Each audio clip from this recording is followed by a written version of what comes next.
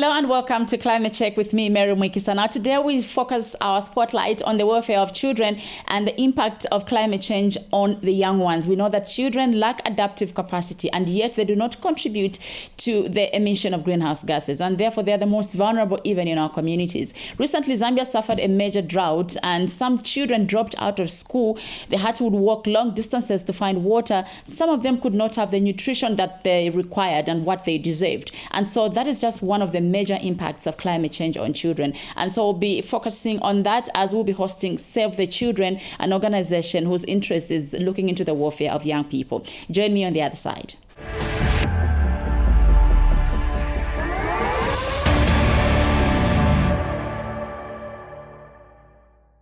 Yeah, thank you so much for making time. Thank you so much. How is Save the Children? The Save the Children is fine. Okay. Yes, you rightly said that we are in the process of ensuring that children participate in climate-related interventions. Okay. Sure. Now, like the name of your organization goes, Save the Children, it is literally saving the children. And today we're focusing our conversation on climate change. I would like to understand the work that your organization is doing targeted at climate action in Zambia. Thank you so much. Climate change, as you rightly said, impact had on children, but they are least contributors to the effects of climate change. Okay. And hence, there is need to ensure that children are well equipped, their capacities are built, to ensure that they participate in decision-making processes from local to national as well as global levels, so that their voices are heard by the decision makers. So our work centered much in ensuring that we build their resilience and their capacities to adaptation. Okay. And our work ensures that children have got access to those essential services despite the effects of climate change. Okay. So our work is more on climate change and health. You know very well that due to heat waves, when the families do not harvest enough, there will be high rate of malnutrition. Yes. So our work to ensure that even if there is climate change, how best children have got access to essential health services. Okay. And then also climate change and education. Due to the effects of climate change, you realize that, for example, due to drought, you see that a lot of children drop out of school, and also some start to walk long distances to fetch water. Some start to do those household chores before they go to school, so they disturb their education or access to education. And you realize that because they don't have enough food, some start to go and work at an early age to ensure that they help the families with food. So how best we can ensure that children are also at the center of interventions around climate change. And then also climate change and child protection. You realize that, like I mentioned, as they walk long distances, some can face abuse cases. Yes. Some families start to marry their children at an early age because of poorness in their households. They don't have food, they don't have anything. So if they've got a child who is 14 years, they end up marrying that daughter At a young age. at that age, which actually impact on the future of those children. So our work center on that to ensure that children have got access to those essential child protection measures. And then also climate change and social protection. There are various social protection interventions, cash for work, the social cash transfer. And those, if you see, they target mainly the women, the widow, and so forth. But realize that children are really left out in all those things. So how best we can ensure that children are also at the center of those interventions. So that's the kind of work that we do as Save Children in Zambia, as well as globally. Okay. Now, what projects are directly linked to children's welfare as a way to respond to climate change? And by this, I mean, how are you helping the children to adapt and create resilience even in the face of climate change? Yes. Currently, as Save the Children in Zambia, we have got 3 projects that are supporting work around climate change. Okay. The first one is the one that has been there for quite some time. that we got support from CIDA. Okay. We call it CIDA Civil Society Strengthening Project. So this project ensures that we work with local partners. Okay. We don't go directly to work with partners, with children, but we work through our partners. Okay. So what we do is to ensure that our partners, their capacity are well built, to ensure that they know child-sensitive climate change-related engagement, so that children start to have their capacity built and able to participate in decision-making processes from local level to national level. I give an example that children do participate at local level in terms of decision-making processes, like in the DMMU, and then even at ward level, they also participate in satellite disaster committees to ensure that their plans are integrated in those plans. So they form like clubs at school level, and those clubs develop plans for adaptation, which they then work closely with satellite disaster committees so that their plans are integrated. Then when they are sent out to the district, we have to make sure that at district level also children participate. Even at national level, we say, for example, children had engaged even with parliamentary committees. Okay. They presented their issues, their position papers. We've also children that participated of recent on COP, Congress of Parties, in Azerbaijan, where children participated on the Zambia pavilion, and they were even invited and came up with their position regarding the negotiations on climate change. So we are building their capacity to ensure that they participate from local to global. And then we also have got Children's Future Project. So this project is more on sponsorship. We've got a sponsorship program where every year we coin our programs with respect to the local needs. So work with children local level. They form like environmental clubs in the form like Chongololo, if you heard about Chongololo long time ago. So it's the same concept that we use. They form those clubs, they start to engage, they plant trees, they do quite a number of engagements at this level, dramas and so forth. Even what we call as climate strike. They don't go to strike, but at least they can find a way of expressing their views to the decision makers. So it's a project that we're also implementing. And then the current one that we're implementing with support from Embassy of Ireland. So it's a 4-year project. That centered much in terms of building the scientific understanding of children in terms of the effects of climate change, so that they start to engage as well at local level, national, as well as global level. Even coming up with interventions that build mitigation and adaptation measures at school and the community level. So when it comes to our partners that we work with, then we check in terms of the targeted districts, which partners are really working around climate change, because we promote the localization agenda to ensure that the problems at local level are addressed by the local organizations, because they stay with the people, they understand what is happening. So within those districts, then we identify a partner that is working closely on climate change. Then we start to work together, we develop partnership, and then they understand what they're supposed to do and what we need to. Then we build their capacity in terms of our interventions. Interesting. Now give me background to the project, the phase 2 project that was launched last week at Intercontinental Hotel. I would like to find out the targeted beneficiaries and what is expected out of this project. Thank you so much. The project that was launched last week, we actually started the project in 2023.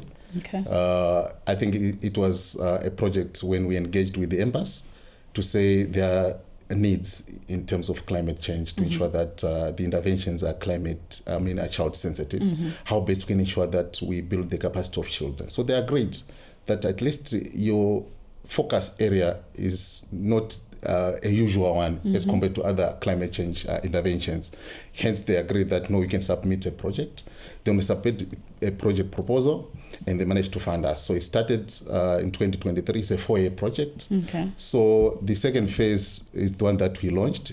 So we more like every year we submit proposals, project documents that are speaking to the current needs. Okay. So hence there is need actually every year to submit than to have one document that speaks for 4 years. You never know what will happen. What may be needed in the following year. Exactly. So we frame our interventions based on the current needs. So the launch, we always launch every year if there is a new intervention, so that people understand, even new people that are on the board. So we are targeting mainly the children, the youth, the government or decision makers, government institutions. In terms of children, we want to build their capacity to be able to understand what is climate change, what kind of mitigation adaptation measures that are child sensitive. And then in terms of government, we want to make sure that they implement pro-child or child sensitive policies and legislation as well as strategies to ensure that if they've got one which is there, how best it can be child sensitive. So work closely with the relevant government departments to ensure that they support the project, and also and other partners like the CSOs that I've mentioned, work closely with them to ensure that at least our project that we are implementing are responding to the needs. Okay. Yeah. And as I let you go, Mr. Chinyama, could you just tell us more about, overall as an organization, how impactful is your work in this country, especially when it comes to climate action?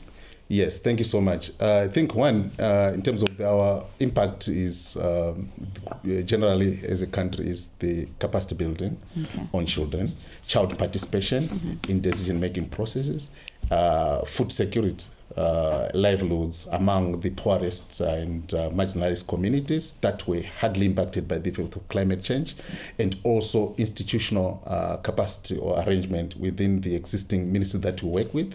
For example, with the Ministry of Green Economy, we have supported the establishment or strengthening of their or upgrading of their website to ensure that it is child sensitive. They've got a section now. I think we're just waiting to launch that.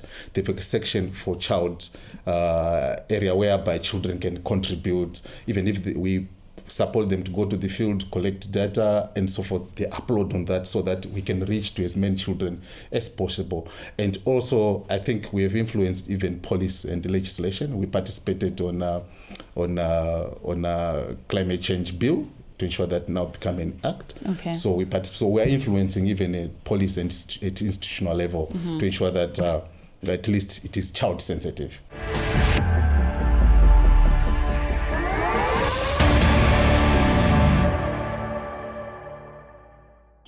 Welcome back to Climate Check. We now show you the contents of what happened at the launch of the phase 2 project by Save the Children Zambia, where they're focusing on school feeding program for the children who are in grade 1 and grade 2, and empowerment of women and youth in rural areas. And these places are in Sinazongwe, Gwembe, Sioma, and Sesheke. And so our staffer Mazuba Chunka was there and brought us this report.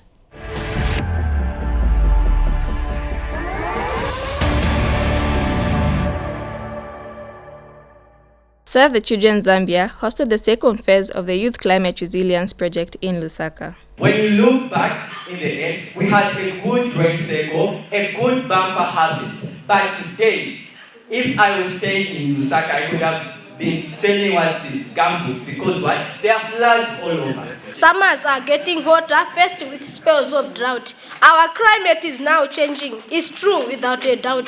Forest fires are burning, a threat to wildlife, living in a scorched and barren land. These young voices took center stage, discussing critical climate issues affecting their communities. During the launch, Mr. Ephraim Shitima, Director of Green Economy and Climate Change Department, spoke on behalf of Mr. Ranford Simumbwe, Acting Permanent Secretary of the Ministry of Green Economy and Environment. The project aligns well with our climate change national broad frameworks, such as the National Policy on Climate Change, the National Adaptation Plan, the Green Economy and Climate Change Act, as well as other instruments. The project seeks to achieve the following objectives. 1, to strengthen girls, boys, and youth's capacity and engagement with climate change players in Zambia through knowledge building, climate education, mobilization, and networking. To our children and the youths, I wish to assure you that the ministry stands ready to engage with you more on this project and other interventions that we undertake. Joe Musonda, the country director for Save the Children, explained the focus of the project. Through supplementary school feeding, the project will improve the nutritional status and school attendance amongst 4,914 school-going children in 4 food insecure districts, 2 of which are in Southern Province, specifically that's Gwembe and Sinazongwe, and 2 in Western Province, Sioma and Shisheke. Because we know that these districts have been amongst some of the worst affected districts in the country. And through community climate resilience building activities, the project will aims to empower 2,000 women and youth with knowledge and skills to build resilience and lead climate adaptation efforts in southern and western provinces. And one of the 2 implementers of the project, Namo Chuma, Director of Environment Africa, emphasized the importance of partnerships in successfully implementing the project. The impact is slowly beginning to show in the 4 districts where this project is being implemented. A lot of partners will want to work in Lusaka or in Central Province because of proximity and the bright lights of Lusaka. But here is Save the Children, choosing remote districts in Gwembe and Sinazongwe, in Sioma and Sesheke. It's not fashionable for donors to be found in that area. But Save the Children decided to go to Gwembe and Sinazongwe when most NGOs and funders were not taking these districts. And summing up the event, project manager Wilfred Miga outlined the expected outcomes of the project. We intend to reach out to 4,914 boys and girls who are learners, and we're also intending that we reach out to at least 17 schools in the 2 provinces, of course in the target districts. The project will further facilitate participation of schools and community representatives in different coordinating committees at district level. So we want capacity building of these children, capacity building of the feeding coordinators, so that they're able also to understand the importance of the program. Promote climate resilience, sustainable agriculture practices and leadership among 1,000 poorest but able households, particularly women and youth. This one also, we are going to promote sustainable agriculture practices among households so that they are able to produce foods, they are able to produce food substances and crops even during the drought. So we're going to bring in technologies and techniques that they will be using that are able to utilize even during a drought period. So we're going to work with the Ministry of Agriculture, the Meteorological Department, and community development and other stakeholders within the community, so that we capacitate and educate the communities in terms of climate resilient type of agriculture production. The project will be implemented in some of the most vulnerable provinces in the southern region of the country, specifically covering the Gwembe and Sinazongwe districts, as well as western districts of Sesheke and Sioma. Mazuba Chunka reporting for Climate Check.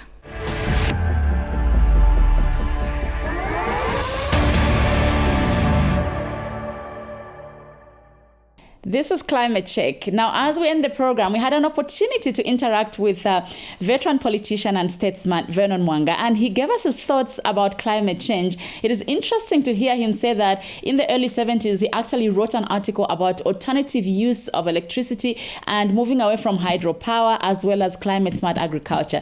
That was at a time that climate change talks were not as intensified as now in this country, but you could see the foresight, and of course, let's hear what he had to say.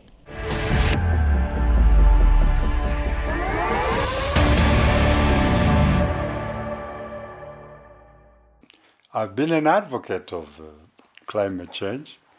As way back in 1971, I wrote an article for the then Daily Mail they gave me one full page to explain the impact of climate change. 1971.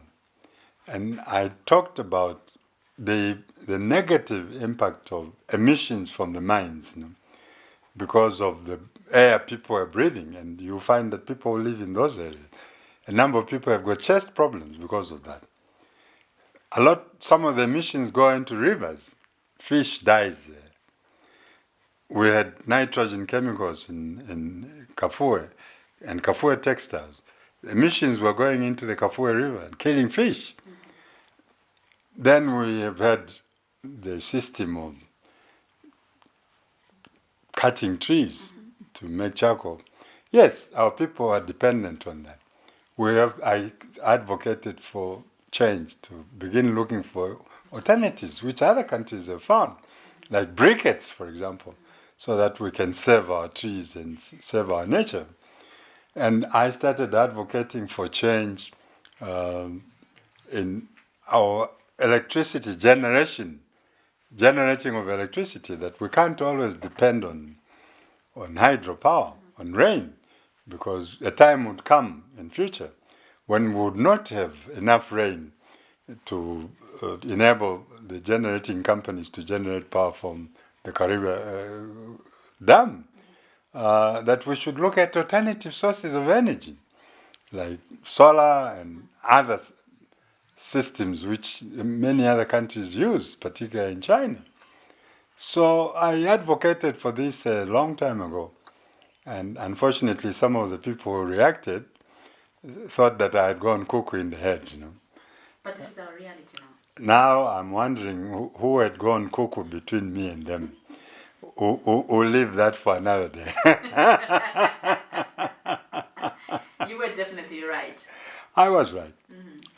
Climate change was going to come, and that we just had to learn how to manage it, to manage climate change, because it's a reality. It is an absolute reality. If you look at what's happening in the world today, a number of countries are facing floods. Yes. Others are facing drought like ourselves. There are 11 countries in our region facing drought. Then others are facing wildfires. 40 million people in the US affected by wildfires. And some of them, like in the northernmost parts of the world, like the Arctic and Greenland and Iceland, they're having volcanic eruptions through the snow and burning buildings and damaging buildings and killing people. So climate change comes in various ways, and we just have to be prepared to face climate change. What we're witnessing this year, what we witnessed last year, may not be the last. There will be other aspects of climate change we may witness. So as people, we must be ready for these changes, because the world is not static. The world is not static. We are fortunate that we are having rains this year, and that although the rains are causing flooding, we must find a way of managing. It's all part of climate change. What is also important is that we must change our work culture. We must work hard as Zambians, because development does not come easy. People have to commit themselves to hard work. They have to commit themselves to hard work.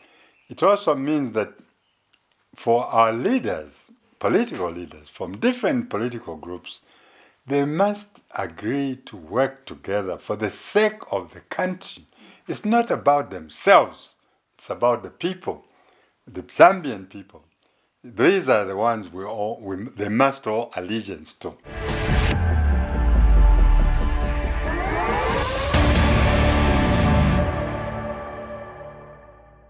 It is always interesting to listen to our elders in the state, and that is veteran politician Vernon Mwanga, who served the government in various capacities. And of course, it is interesting to know and to note that he's actually an advocate of the fight against climate change. We have come to the end of Climate Check for this week. Do make a date with me next week, same time, same channel. My name is Mary Mwiikisa. Thank you for watching. Do your part to protect the environment. Goodbye.